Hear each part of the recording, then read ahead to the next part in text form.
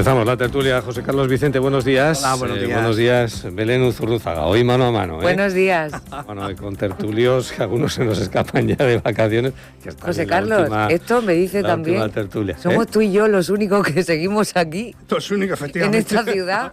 No, y el resto ya se ha ido de vacaciones. Va a tardar mucho, en iros de vacaciones.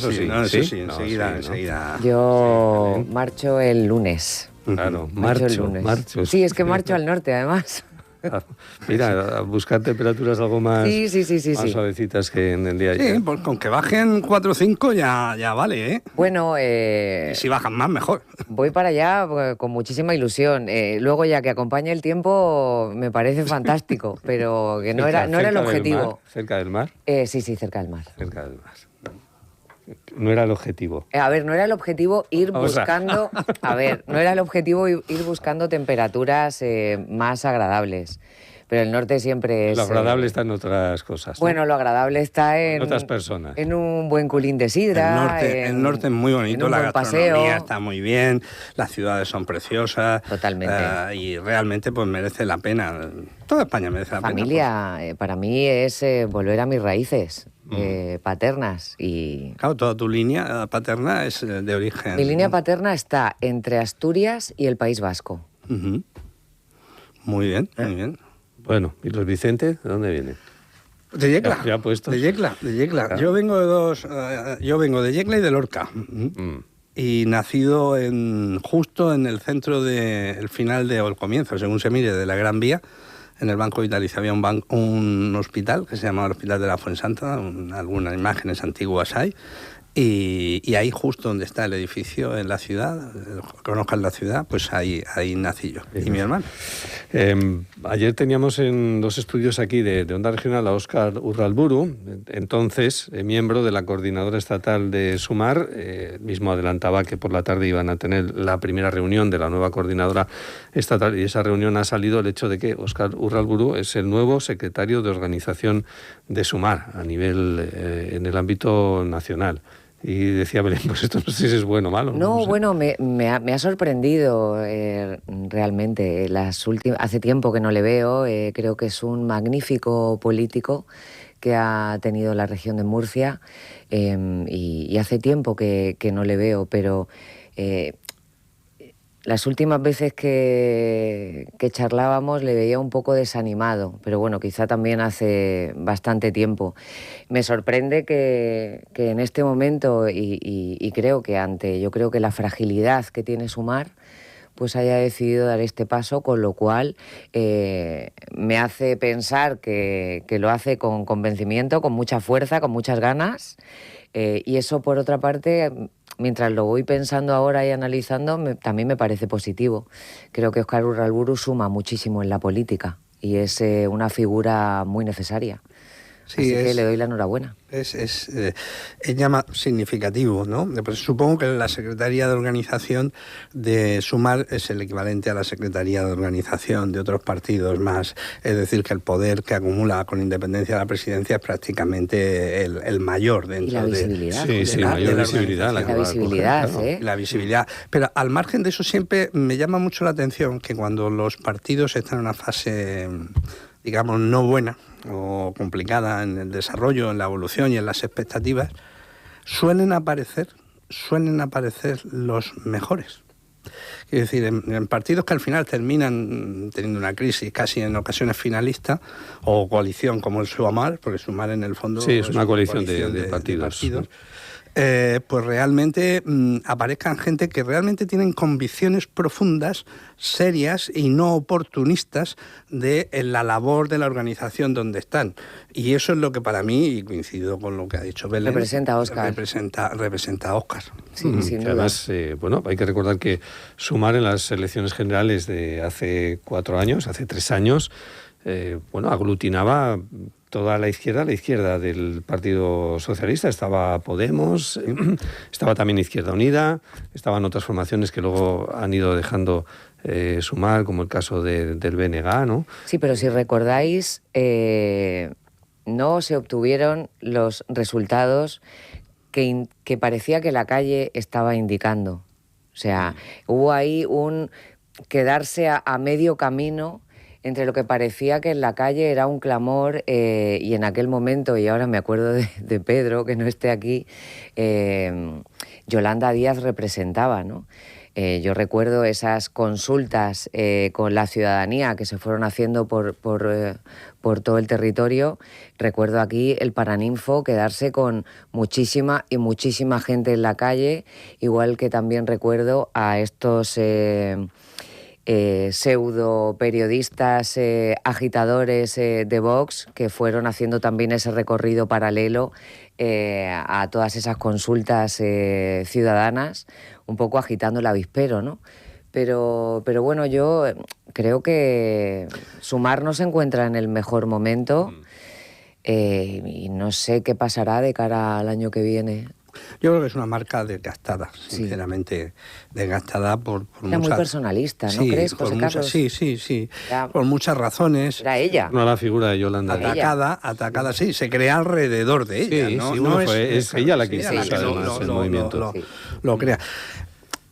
Vamos a ver, estamos siempre en la disgregación de la izquierda, es un tema recurrente en el sentido de, porque hay miles de marcas, miles de tendencias, miles de, ya sea regionalistas, ya sea ideológicas, ya sea, pero son muchas veces matices. Es una torpeza. En mi opinión, sí. Es una torpeza. Yo no creo, lo digo desde el punto de vista global de la política, yo no creo en la multiplicidad, y ni que aumente la representatividad, ni que aumente la capacidad de gobierno.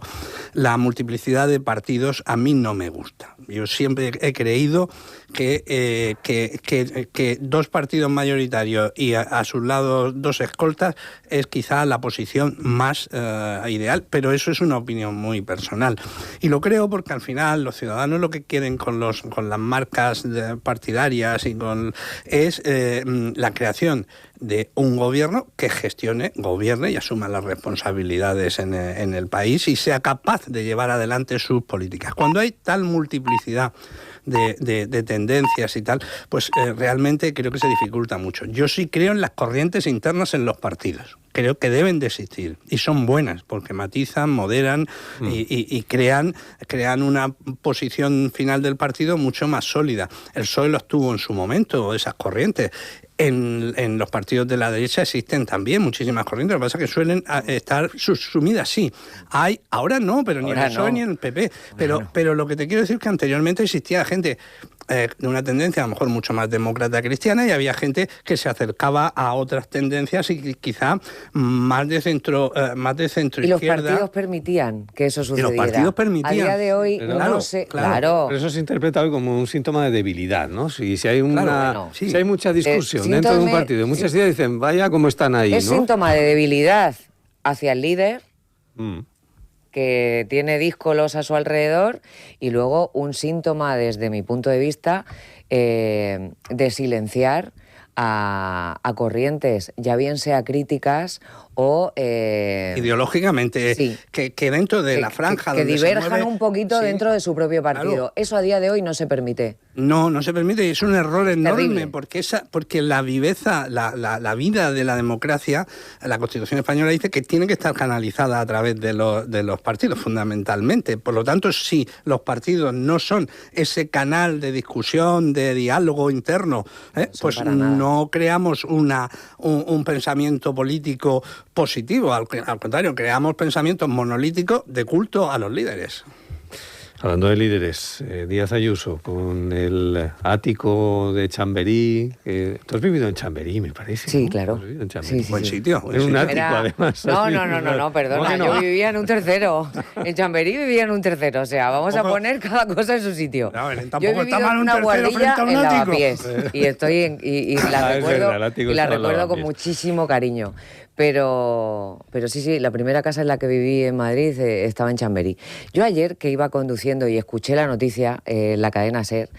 Los oyentes vamos a ponerlos en contexto, que es la polémica que ha surgido ahora mismo en la Comunidad de Madrid, después de que el diario El País, el grupo Prisa, descubriera que la Comunidad de Madrid había adquirido un ático de 480 metros cuadrados en Chamberí, que es uno de los barrios, digamos, ahora más disputados desde el punto de vista inmobiliario, para albergar las oficinas, en principio la explicación que se ha dado, las oficinas provisionales de la presidencia mientras hay obras, se acometen las obras en kilómetro cero. Exactamente, ahí en la Puerta del Sol. Yo me Pero preguntaba, dicen, bueno, yo me preguntaba ayer, ¿no tendrá edificios la Comunidad de Madrid para tener que comprar un ático, que el uso que tiene ese ático es solo de vivienda? ¿Estamos locos? ¿Qué es esto? O sea, yo luego las declaraciones de Díaz Ayuso y que dijera que esto es una campaña de desprestigio contra ella en el momento en el que hay un montón de personas que han perdido sus casas, etcétera, etcétera, que quizá a lo mejor la torpeza de comprar este inmueble valorado en ese pastizal, en ese lugar tan privilegiado y tan de apellido compuesto de la capital del reino, me parece un despropósito. O sea, no tenemos edificios públicos de la Comunidad de Madrid para realojar durante los meses que haya obra. No sé, me parece un poco... Sí, yo creo que es... desafortunadísima el hecho de la compra y luego ahora todo lo que conlleva, ¿no? Yo creo que es desafortunado todo porque, primero, es un importe muy importante y bueno, yo creo que hay que tener claro que las cosas actualmente y afortunadamente no se pueden ocultar. Quiero decir, lo que se hace finalmente más tarde, más temprano, termina conociéndose, sea positivo o sea negativo, pero termina conociéndose. Creo que efectivamente, yo pensé lo mismo que tú, Belén. Digo, hay muchísimos edificios nobles en la propia ciudad que permiten la representatividad y el uso público y simbólico y el uso real de la presidencia y más en Madrid, regional. O sea, que si me dices a lo mejor otra ciudad, pues vale, pero Madrid... Es preferible gastar un dinero en adaptar algunas dependencias de esos edificios. En principio parece más lógico que no sea un edificio residencial que en principio con vecinos que limita muchísimo cualquier tipo de uso de esa vivienda. Yo no conozco la manzana, he visto las imágenes que aparecen en televisión o en filmaciones y es un edificio de vecinos. Muy bueno, en una zona muy buena. Sí, ayer se consultó el uso del inmueble y solo puede ser una vivienda. Solo puede ser residencial, no se puede darle un uso de oficinas, un uso comercial, ¿no? Pero ¿dónde está la previsión por parte del Gobierno de la Comunidad de Madrid? Si se van a ejecutar obras, por el motivo que sea, previamente se habrá hecho un plan de, bueno, tal consejería, la presidenta, los equipos, tantas personas necesitan ser reubicados en qué edificios. No, pues en paralelo compro un ático y que allí se reciba. A mí me parece un poco, no sé. Es que no tiene lógica, porque si lo piensas en un edificio de esa naturaleza, por bueno que sea el edificio, que lo es, pero es un edificio residencial de alto standing, pero tú no vas a entrar. ¿A quién vas a recibir subiendo una persona que quiera hablar con la presidenta? No estoy hablando de que vengan en ese nivel, ¿no? Ese nivel. Vas a ir por un ascensor comunal y vas a... No sé, es curiosísimo, Un vecino con la barra del pan. Aparentemente visto... Claro. Perro, no sé, es una cosa... Voy a sacar al perrito al paseo. El portero... presidente. No sé, curiosísimo. Es, cuando menos torpeza, yo creo. Sí, vamos. Con ese término. Y esto ha abierto colateralmente un asunto que me ha llamado la atención, que es el tema de las residencias de los presidentes de la comunidad, ¿no? Si tienen que residir o no en edificios oficiales o no. Aquí, en el caso de la región de Murcia, no hay precedentes. Siempre los presidentes autonómicos han vivido en su casa y no ha habido más problemas. Sí que los hubo, yo recordaba los tiempos duros del terrorismo. En la Comunidad Foral de Navarra, por ejemplo, el presidente sí residía en la sede del gobierno regional por motivos de seguridad. Pero hubo un presidente de Unión del Pueblo Navarro, allí, que se llamó, que fue el primero que dijo, no, yo voy a seguir viviendo en mi casa. Pero claro, tuvo que consultar a todos los vecinos del edificio de 7 plantas, porque evidentemente eso llevaba consigo que una dotación de Policía Nacional de secretas tenían que estar en el portal, en la puerta en el vestíbulo y dentro de casa, ¿no? Y a los vecinos les consultó, les tuvo que decir, oye, que aquí va a venir, yo vivo en mi casa. Y los vecinos dijeron que sí, curiosamente. Sí, bueno. A mí no me parece mal que exista una vivienda oficial, no me parece mal. La vivienda oficial con estándares de normalidad no me parece mal, que no signifique que cada uno que venga nuevo tenga que redecorarla y tenga que cambiar, o sea, puede cambiar los objetos de uso personal, pero no me parece mal, como tampoco me parece mal que conserven y vayan a vivir al domicilio suyo habitual si las condiciones de seguridad lo permiten o el entorno permite eso. Yo creo que lo que sí tenemos que retomar en España es el concepto de austeridad, en el sentido de normalidad institucional. Los presidentes son figuras importantes, los 17 presidentes autonómicos, por dejarlo en el tema autonómico, no entrar en otras. Pero, pues bueno, son personas normales que no tienen por qué, digamos, acceder a un ornato ni a un tipo de vida especialmente lujosa. Yo creo que la mayoría o casi todos, ninguno lo hace. Quiero decir, son personas normales y corrientes y lo hacen muy bien en ese aspecto. No estoy hablando de unos aspectos. Estoy acordando de la anécdota también de otro político de esa comunidad que iba en bicicleta, entonces iba a bicicleta a sus obligaciones en el Parlamento y tal, ¿no? Y hablando con él, luego en las encuestas salía el político mejor valorado, el que caía más simpático a los ciudadanos. Y hablando con él decía, sí, yo caeré muy simpático, pero luego la gente no me vota. La gente no me vota.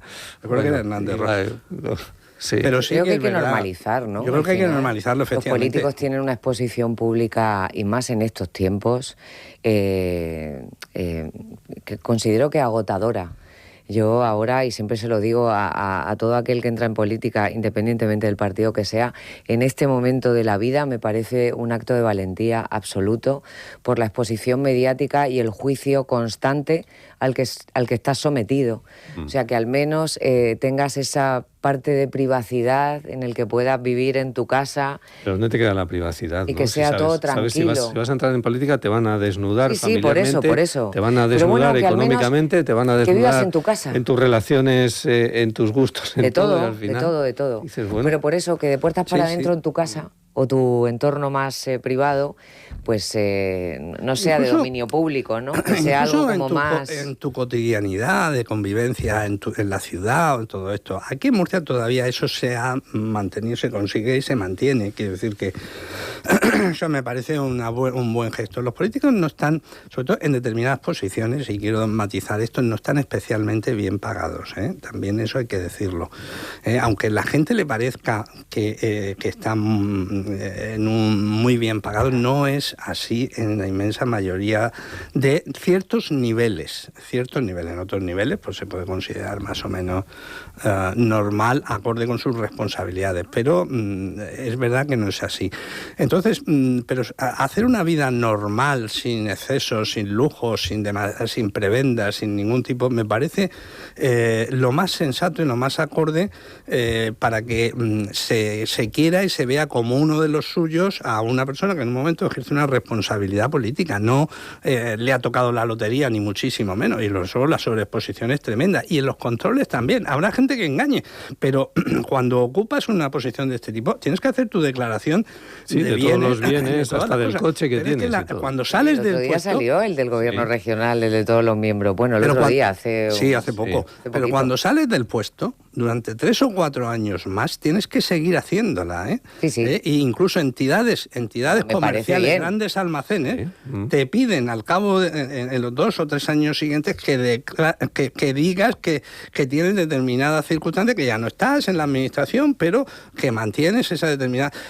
lo digo porque yo cuando he estado, me ha sucedido que 3 años más tarde, es decir, la empresa, el Corte Inglés, nosotros me ha pedido de, oye, usted sigue aquí en estas circunstancias, para poder tener una tarjeta del propio establecimiento. Quiero decir, tiene que ser. Y me parece correcto. Si política, creo que luego tiene que me parece correcto, cuentas. pero que los controles existen. Luego están los sinvergüenzas que se saltan los controles, sea el por que eso sea. están los controles. Sea el que sea. Creo la opinión en la edición digital leía esta mañana, no sé si está en papel, habla del incremento de los sueldos para el año 2027 en el Ayuntamiento de Murcia. La alcaldesa Rebeca Pérez va a cobrar el año que viene 87.000 euros. Claro, todo esto es comparativo. Vamos, estás dirigiendo o estás al frente de la 7ª ciudad de España. El resto de los alcaldes que están más o menos en tu nivel o por encima, ¿cuánto cobran, no? Yo creo que esa comparativa es conveniente. Sí, esa comparativa porque es conveniente. Los concejales con delegaciones de área en torno a los 70.000 euros al año y el líder de la oposición 60.000 euros con dedicación exclusiva, ¿no? Son salarios que están ahí, pero siempre están las comparativas. ¿Es poco, es mucho? Vamos a ver, todo depende de las comparativas. Siempre, si lo comparas en el esquema de responsabilidades y de empresas privadas con responsabilidades semejantes, pues a lo mejor, es lo que decía antes, pues son niveles bajos. Si lo comparas con el salario medio de España, pues son niveles más elevados. Entonces, claro, todo depende del enfoque, de dónde pongamos el foco de partida. Foco de partida de una persona que maneja un presupuesto de 600, 700 millones de euros al año, que tiene X empleados, que tiene una extensión, que tiene responsabilidades de todo tipo, en decisiones que muchas veces son difíciles de tomar, que adjudica contratos, que firma contratos de todo tipo, pues tiene... dices 80.000 y es la séptima ciudad, aunque digas que no, pero es la séptima. Ojalá lo fuéramos realmente, ¿eh? Sí, no, pero somos. El número de habitantes somos. Pero en número de habitantes estamos por encima de Bilbao. Pero... Que por cierto, el alcalde de Bilbao cobra aproximadamente 110.000 euros al año. Yo es que lo mido desde el punto de vista de cómo la calle valora la clase política. Entonces, la valoran de una manera tan negativa que consideran que los políticos tienen unos sueldazos y esto qué es, ¿no? Pero luego ves, yo me voy a la política más cercana, que realmente es la que considero que es la más real, y en este caso un ayuntamiento creo que lo ejemplifica perfectamente. Ves la dedicación de todos los partidos políticos, de todos los grupos municipales, y cómo realmente es que están 24/7 al pie del cañón, y dices, yo creo que está perfectamente merecido, incluso como tú decías, que hay veces que no está todo lo bien pagado que debería. No, si es que son personas, por ejemplo, la alcaldía de Murcia, la alcaldía de Cartagena, tal, que están con las 24 horas del día, están en el que ni siquiera ahora les es compatibilizar la vida familiar con la dedicación exclusiva que se tiene a la política es para la familia es dificilísimo, y para el propio político la política es un sufrimiento interno también. Ya, yo muchas veces, porque a veces esto siempre surge en discusiones, y a veces la gente dice, sí, pero están porque quieren. Digo, no, están porque quieren, pero el hecho de que toda persona está donde quiere estar siempre, con independencia de que a veces las dificultades te permitan estar. Quiere decir que tú estás en una empresa, te pagan un dinero y te dices, sí, pero es que estás porque quieres. Yo tengo que sobrevivir, o tengo que vivir, o esa es mi vocación, o esa es mi responsabilidad, o lo entiendo como un servicio público. Es decir, la gente está, pero eso no exime de que tú tengas una serie de necesidades, una serie de planteamientos para ti, para tu familia y para tu vida, que tiene que ser de alguna manera compensada, conciliada. Es decir, tu trabajo tiene que tener una compensación. Siempre la discusión ¿es suficiente? ¿No es suficiente? Cualquiera de los españoles, los que nos preguntan, es siempre insuficiente, y cualquier ciudadano del mundo le pregunta y es lo mismo. Preferiría tiempo. Tiempo por dinero. Sí. 95.000 euros gana el presidente del gobierno, Pedro Sánchez, salario publicado por Moncloa. ¿Sabéis quién es? Por cierto, hay ministros que cobran más que el presidente del... Eso se sabe. ¿Sabéis quién es el ministro mejor pagado? Bueno, ¿quién? ¿Puente? Claro. Lo sabía. Óscar Puente, 108.000 euros este año 2026. Y eso no es lógico. Porque él se lo merece. Pero tú fíjate, a mí a veces, asumimos eso como lógico. No es lógico. No es lógico que el presidente del gobierno gane menos que su ministro, o que el presidente del gobierno gane menos que su consejero. No es lógico. Estamos invirtiendo. Es verdad, es raro, verdad. ¿eh? No, sí. No, pero es así. No, aquí pasa también, ¿eh? La comunidad autónoma también pasa. Un consejero cobra más que el propio presidente. No tiene sentido eso.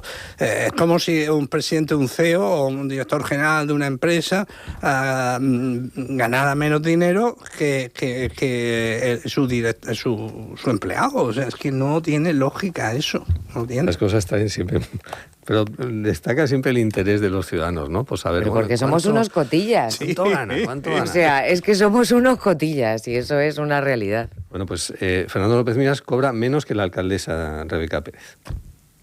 Menos de 80. 82.000 euros, 81.800. Sí.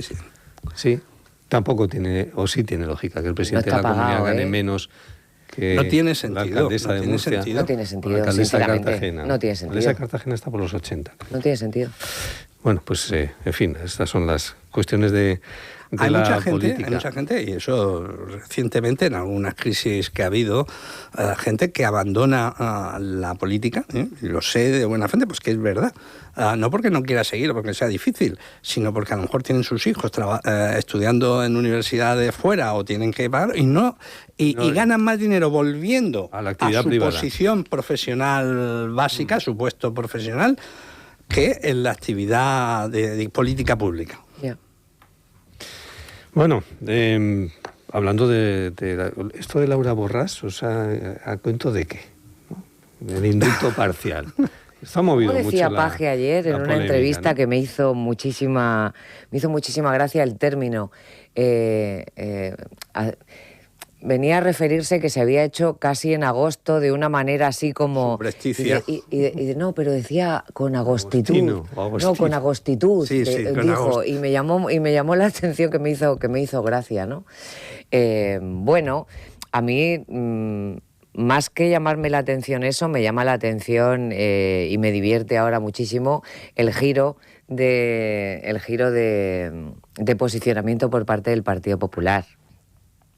A la hora de ahora, no querer hacer ni declaraciones en torno a esto, en ese abrazar tímidamente a Junts por lo que pueda suceder de cara al año que viene, porque no olvidemos que cuando volvamos de vacaciones a partir de septiembre empieza el rock and roll de verdad y vamos a ser testigos de una campaña electoral pues si estamos terrible. En campaña electoral ya desde hace no sé cuánto, Belén. Sí, lo sé, pero yo creo que el nivel de intensidad va a subir.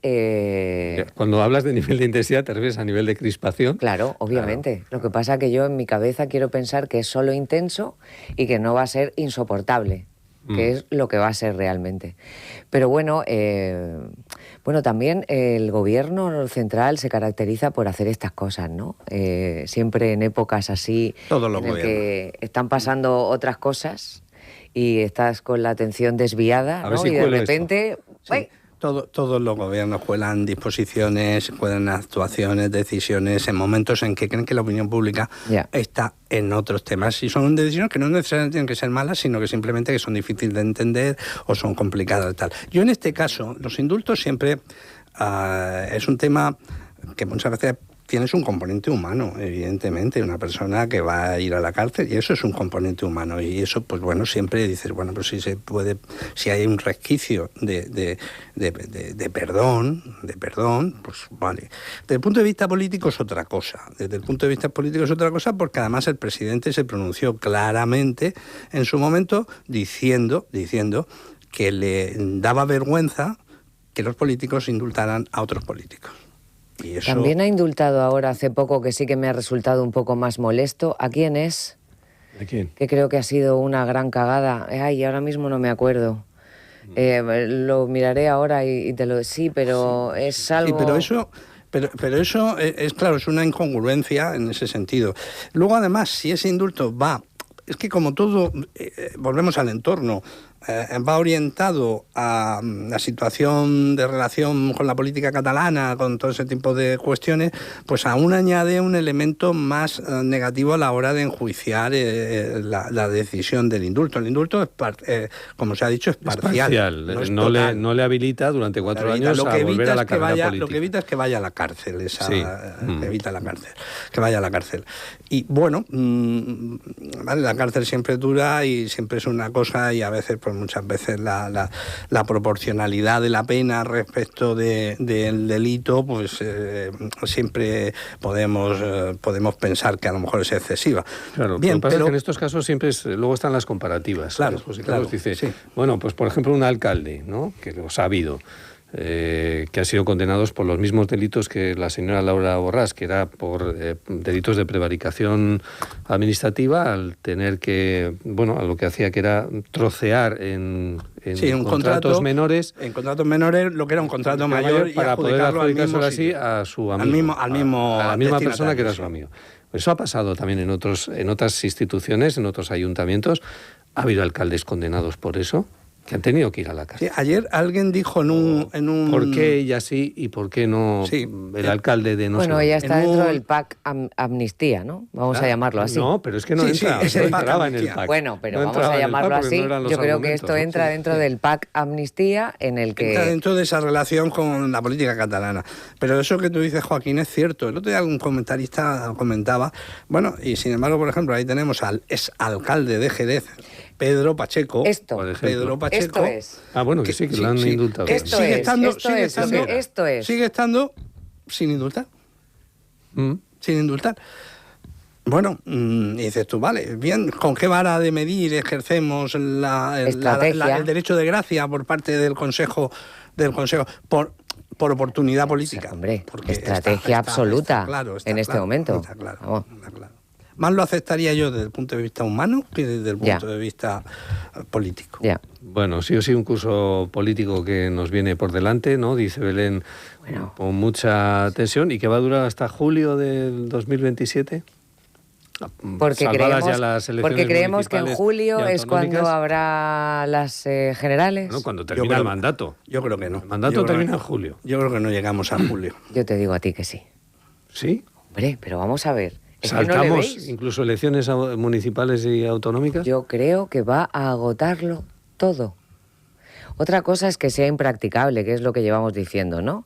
Si ahora después de verano no consigue aprobar presupuestos, esto ya se va a convertir en algo, o sea, si ya es insoportable, se va a convertir en algo absolutamente inútil, que él a golpe de decretazo en el Consejo de Gobierno va a intentar seguir hacia adelante sin querer mirar atrás.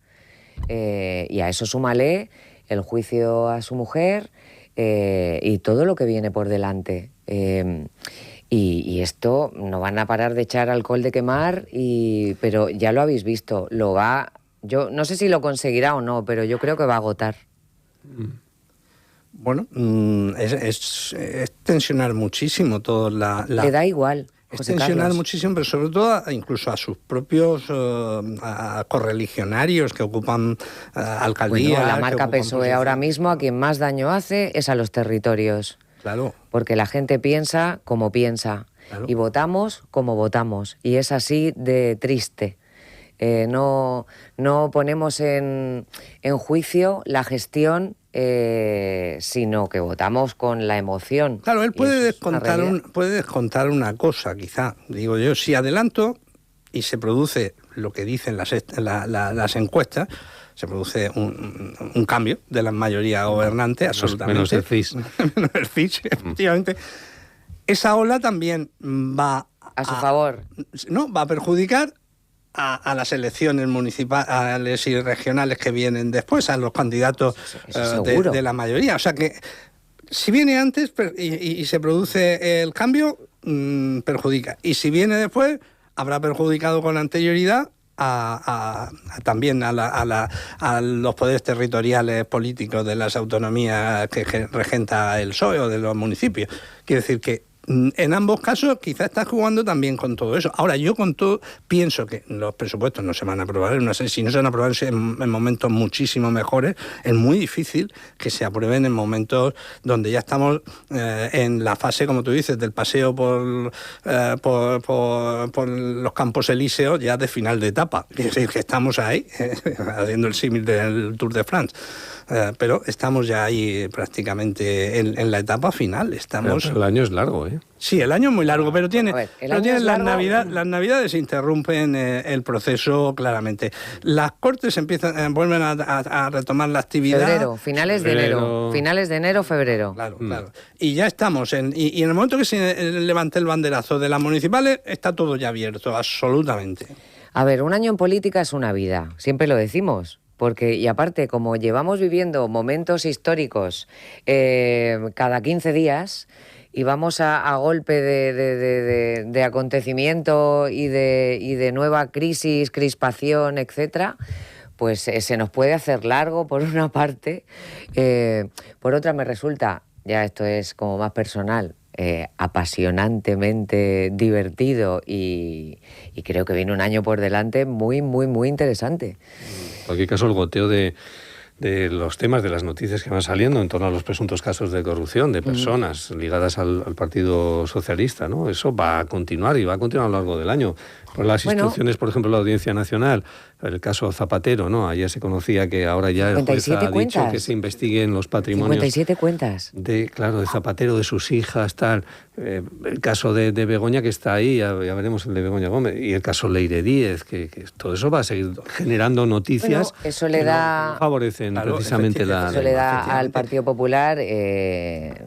Claro. Colocar todo el foco ahí y seguir un poco en esa línea comunicativa del momento del cambio, de váyase, pero dicho desde otro lugar, y él sigue tieso, incólume a lo suyo, y yo creo que ya le pasa como a Aznar en su última legislatura, que ya no pisa el suelo, que ya va andando un poco por encima, que ya no escucha a nadie. En esta legislatura, el problema de todo esto es que en esta legislatura se han perdido las formas. Llevan perdiéndose las formas, José Carlos. Pero no me refiero solamente a las formas de diálogo político. No existe el diálogo político. Que no existe, efectivamente. Pero me refiero a las formas intrínsecamente políticas. Quiero decir, la presentación de los presupuestos. Bueno, vale que un año... pues no lo pueda presentar. Pues bueno, pueden pasar cosas, circunstancias. ¿Qué iba a pasar este año? Pero es que gracias Joaquín, que me lo acabas de quitar de la boca. Sí, pero es que... Pero que puedo solo miramos a uno, pero tenemos que mirarnos a nosotros también. Digo que puedo entender que en un año no se presente. Pero no es lógico, toda una legislatura, que no haya presupuestos, cuentas globales, generales del Estado. No porque evidentemente se gobierna, claro, te pasas de una partida a otra, hacer una ampliación de crédito, justificando no sé qué, y gobernar, claro que gobierna. Pero las formas son muy importantes en política, muy, muy importantes. Las formas, los tiempos, todo esto lo sabes tú perfectamente, Belén, que eso es importantísimo. Y no es nada deseable. Por eso yo hablaba antes de las mayorías, que... hay que aprobar presupuestos. Ya no vamos a tener mayorías como las que vivimos, José Carlos. Pero hay que construir algún modelo electoral o político que facilite que esas mayorías se crean, porque la política existe para obtener personas que asuman responsabilidades de gestión y de gobierno para todos. Sí, eso está muy bien. No existe per se no necesitamos el modelo político un fin útil al que estábamos acostumbrados, que ya desde hace varios años no tenemos. El voto se ha fragmentado de tal manera que esas mayorías que daban un poco esa comodidad a la hora de gobernar o de poder hacer cosas, a día de hoy no existen y lo que viene es muchísimo peor en ese sentido y no va a volver. O sea, la fracción del voto va a ir a más. Sí, pero eso en otros países se ha solucionado. Claro. En Grecia, por ejemplo, ya funciona, que cuando se gana un partido de las elecciones, luego se le prima con no sé cuántos diputados más, de tal forma que se le da la mayoría parlamentaria. No veré yo eso aquí. En Italia han aprobado, si no lo han aprobado, están en discusión también un proyecto muy similar al de Grecia.